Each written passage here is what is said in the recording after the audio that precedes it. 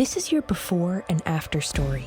Southeastern College can help you prepare for a secure and fulfilling career in the growing healthcare field. We offer a wide range of careers to choose from, so whether you want to be a medical assistant, medical billing and coding specialist, nurse, surgical technologist, or another healthcare career, we've got you covered. Become a vital part of a healthcare team and make a real difference. Southeastern College, your future is bright. Visit sec.edu to get started. Empire.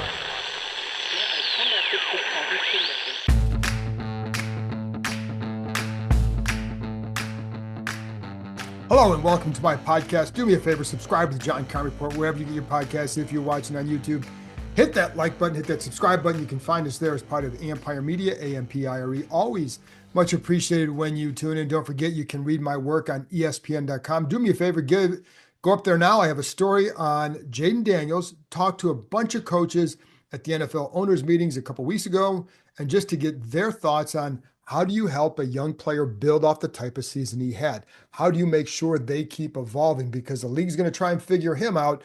He's got to do his part, and they have to do their part to help Daniels continue to grow, which I don't doubt that he will. But anyway, some really good stuff in there from coaches like Sean McVay, talked to Raheem Morris, Andy Reid, Zach Taylor, bunch of guys, Mike McDaniel. So a lot of guys who have had experience tutoring quarterbacks in the NFL and know what they're talking about. Or Brandon Bead, the GM of the Bills, had to build around Josh Allen. So that's up on ESPN.com right now. So give that a read for me, please. Thank you. Anyway, in a minute, I'll be joined by ESPN NFL draft analyst Matt Miller, and I had him on last week. Last week we talked about the offensive players in the draft.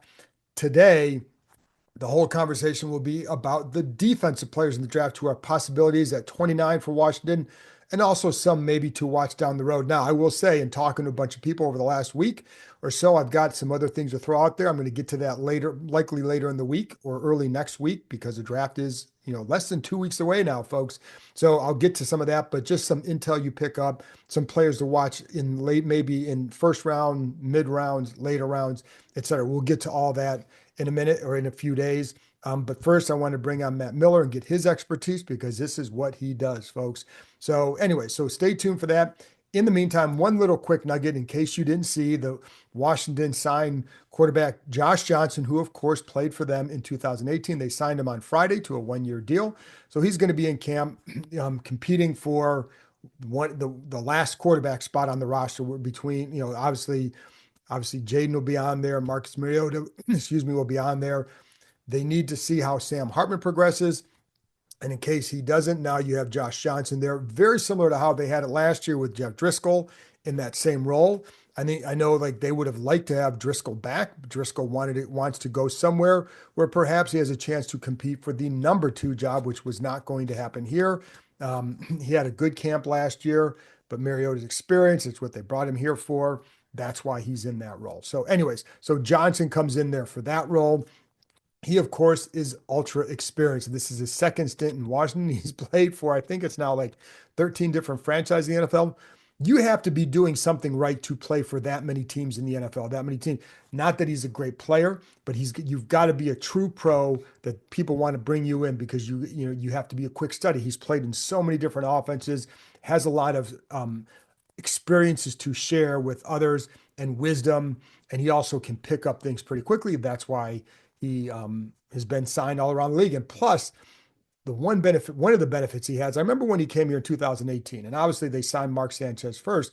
I know there were people here, Jay Gruden, pushing more for Josh Johnson because of his ability to make plays with his legs. So that's why he felt during that season that he could make a quicker impact than a guy like Sanchez, who perhaps was a more talented passer at the time, but with the ability to be multidimensional, that would help any offense. And we saw that season. But you also, like I said, he's a true pro. That's why you last this long in the league. If you're not that way, you're not going to bounce around. And I think all those experiences, and he's talked about that, how much it's helped him grow as a player. It's also it helps your knowledge.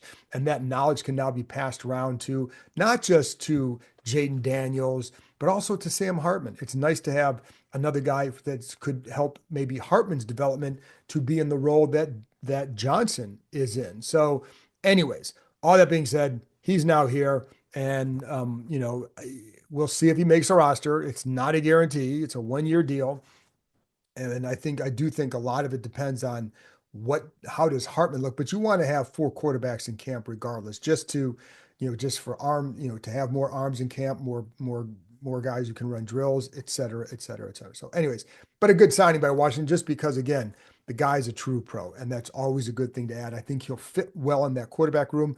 That quarterback room was really good last year with Daniels, Mariota, Driscoll, and Hartman. And I think it'll stay the same with Johnson. Can't say that enough, that he's just a good pro.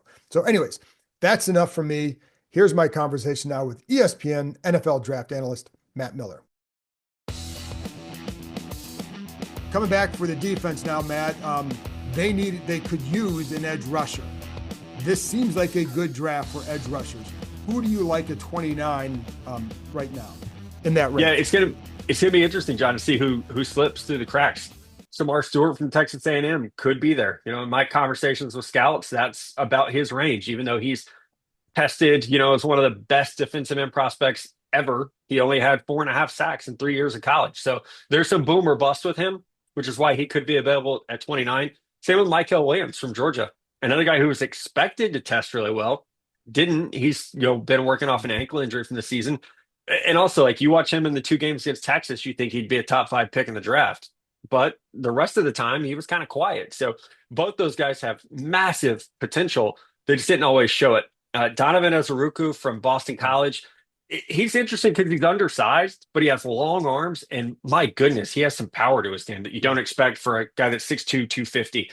So if you wanted a little bit more just speed off the edge, somebody could play in almost a wide 9, I would go more toward Azuruku. But Michael Williams and Shamar Stewart are both the prototypical 4-3 defensive ends who could very, very much be there at 29. And it's funny because I hear these mixed ranges on Stewart. Like some say, oh, he's top 10. But right. I don't know. I know there were a lot of pressures.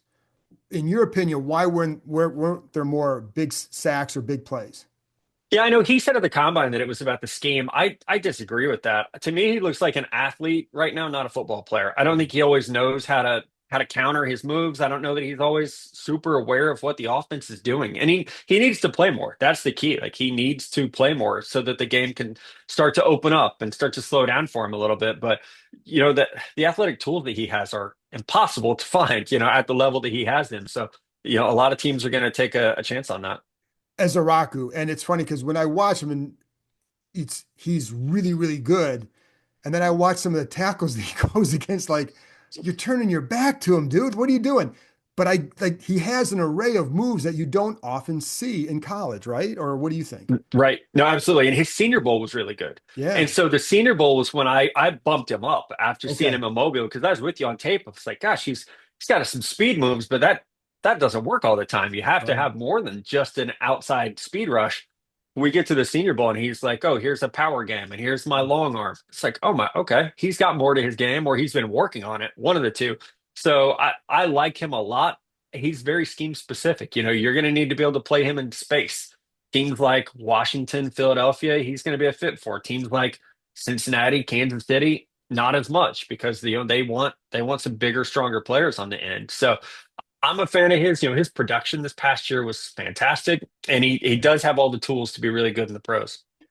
Mike Green, I know there are questions about him and Pierce about character, whatever, but your assessment of them as players. Yeah, Mike Green as a player should be a top 15 pick. I think he's the best pure pass rusher outside of Abdul Carter. What he does from a speed perspective, how he uses his hands. We saw a power element to his game at the Senior Bowl that I didn't really expect to see for his size. So just on field, he should be a top 15 pick. James Pierce is kind of like Azuruku, where he's so long and lean that you want more power in this game. He doesn't always show that. Whereas with Donovan, you would see some power. So I think for Pierce, like, he's going to have to add lower body strength. It's almost like Nolan Smith when he was coming out of, okay, there's a speed element to your game, a length element to your game that's really good. But for you to be more than just a situational pass rusher, you're going to have to get stronger. So that's kind of the bucket that I would put him into. And he could be, the range on him is all over the place. If you're comfortable with the character, he could go top 20. If you're not, he could go late second round. And so I think he'll be one of the names to definitely be monitoring as we get into the draft. Two other edge guys, Landon Jackson, Femi Oladaju. Oh my gosh, I've seen Landon Jackson play in person like 4 times, and he's always the best player on the field when you go to Arkansas. He stands out, the size, the strength. He came in a little bit lighter at the Senior Bowl and the combine than I expected, but I thought it worked well with his athletic ability. He uses his length really, really well. He stacks up against the run. I wish he had been more productive, for the tools that he has. I think Right. that's probably my biggest complaint. And then with Femi, he has had such a meteoric rise in the past 4 months. I think because you watch the UCLA tape and they're putting him everywhere. He's playing in space, he's playing in the slot at times. Other times he's rushing the quarterback. And we got to the Senior Bowl, and you got to see what he does just as a primary rusher, not as a space player. And it was fantastic. And I had the opportunity to sit down with him for quite a while in Mobile. It just was incredibly impressed with him as a person, the way he thinks about the game, how dialed in he is. And I've heard the same. Like when teams get around him, they love him. So I would put him in that second round range. I wouldn't be surprised if he's a top 50 pick. And that's what I was going to ask you. If they waited, because I think they do like him. You can like a lot of players in the draft. It's Yeah. their pick 61. Is that too late to wait for him, do you think? It might be. We'll see if this run on defensive ends happens. If 5 go in the first round, then we could see these dudes fly off the board in the second. But I would say like that's about his range. Late second round is where I would expect him to be called. And he's a guy that I really like because he's so new to the position too, and he does have that Yep. versatility. And I also think he's a Dan Quinn type player, so that always helps. Cornerback, they could use another corner, a longer corner. Here are the traits they want: the guys who can, ball skills, short area quickness, and toughness. Yeah. What do you like? That's what we all want. Yeah, Unfortunately, I'd this say year's like light, that. right? It's like Yeah, like that. HGTV. We all want all Right. the goods for the houses. Yeah. Right. Right, but our budget is $100,000. Right. Yeah, Right. this Right. corner class is kind of light on those guys. I like Trey Amos Yeah. from Ole Miss. He would fit that mold. I think 29 is about his range. 23 to 31 is probably where he gets drafted. He's physical. He's a press corner who has, the speed to be sticky in phase. Ezra Thomas from Florida State, just didn't test very well. I like him on tape, and I think he is that long physical corner, but it's the speed questions are going to be there for him, and it pushes him to the second round. I think 2 guys coming off injury: Benjamin Morrison from Notre Dame, who had the hip, excuse me, and then Savone Ravel from East Carolina, who had the ACL. I like both those guys as if they hadn't got hurt, first round picks. So it's just a matter of where do you see them in their rehab? How comfortable are you? With guys coming back, are they going to have to take a red shirt? For Benjamin Morrison, he tore that labrum in his hip twice, once in high school, once in college. So that raises some question marks, but on tape, they're both first round players. Hairston's another guy that it's funny because like some people think like, yeah, he can tackle. Other people think that he doesn't want to tackle. And so what's your take on him overall as a player? And I bring that up because I do think that's an absolute part of their evaluation here. Yeah, I mean, the speed shows up. Yeah, he was the Right. fastest guy at the combine, so it's not a surprise. But even watching him work through positional drills at the combine, like his footwork is elite. He's so quick, but he's undersized. And I think that's going to be the key with him is like watch him against Texas and he was elite, or watch the Senior Bowl, he was great. Missed 5 games with injury. He's lean, he's short armed, but when he's been on the field, he's been productive. I think he had 5 picks in 2023. He's just, 5'11", 175, 180, and he's, I think, 31.5-inch arms. So he doesn't fit that mold of a big boundary Right. receiver, but as a nickel, I mean, goodness, he could be a problem. And then, yeah, and I think that would be interesting with him. Safety, is Emin would he be a chance at 29? And what would you think about a team picking him? If he's there at 29, I love that because I've been calling him Derwin James 2.0. I mean, 6'3", 220 with 4.3 speed. Oh, and he had 4 picks last year. So it's not just that he has Right. lightweight speed. He was productive. He's a true junior, so he's still an ascending player, still getting better. I would absolutely love him there, especially in a division where you have someone like Jalen Hurts with Saquon Barkley on the same team. You need somebody that can come downhill and make plays, but also can cover on the back end. I still like Malachi Starks. I know he had a down year, but as a true free safety, I'm a big believer of his. I mean, 3 years of All-American production at Georgia. They're pretty good at producing NFL players, so I think he's a safe bet. And then last one would be a middle linebacker. And I don't know because they just re-signed Bobby Wagner. They've got Luvu. I know they like Jordan McGee. They moved Dominique Hampton from safety to linebacker. But again, if you want to build a good roster, you take the best player. Is there a guy that would tempt you, whether 29 or even in the second round? Yeah, at 29, Jahad Campbell would. And there's a conversation about, is he an edge? Is he an inside linebacker? He's coming up. There's a knee injury question, but he would absolutely tempt me at 29 and kind of draft him and then figure out how to use him is how I would look at it. Carson Schweschinger, excuse me, from UCLA would tempt me in round two. Former walk-on, a little bit undersized, about 225, but his instincts are elite. And his sideline to sideline speed isn't always, top tier, but he makes up for it with those instincts. And he's just a hell of a player. Like he has that, kind of infectious ability that I think every coach is going to fall in love with once they get a chance to see him. Are there some defensive guys round 6 and 7? Because it's funny because I hear the NIL is kind of keeping a lot of guys in school, which depletes some of the depth. But are there some guys in that 6-7 range that you like? I really like this guy defensively down here. Oh my gosh, yeah. I like Jabbar Muhammad. He'll be a slot corner coming out of Oregon.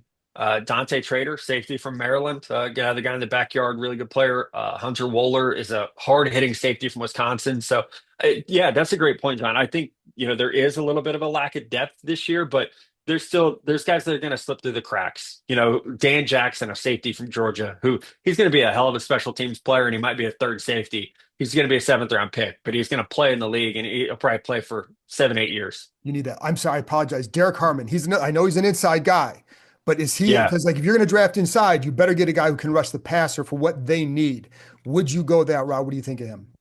Oh, I love him. What he did in his 1 year at Oregon. I mean, he plays violent. He's aggressive. He could play anywhere from 5 all the way down to a 1 technique. So he gives you a lot of versatility up there. Mason Graham's going to be gone. Walter Nolan probably going to be gone. So Harmon is, this is not a great pass rushing defensive tackle class. So he's certainly the best on the board. Matt, I appreciate your time as always. I know you're busy, so I love the insight. Thank you very much, man. Yep. Thanks, John. That's it for this episode. Thanks to Matt for joining me, and thank you, as always, for tuning in. I'll be back on Tuesday with another episode. I'll be joined by the voice of the Commanders, Bram Weinstein, as we discuss the case for going defense early in the draft for Washington. I'll talk to you next time.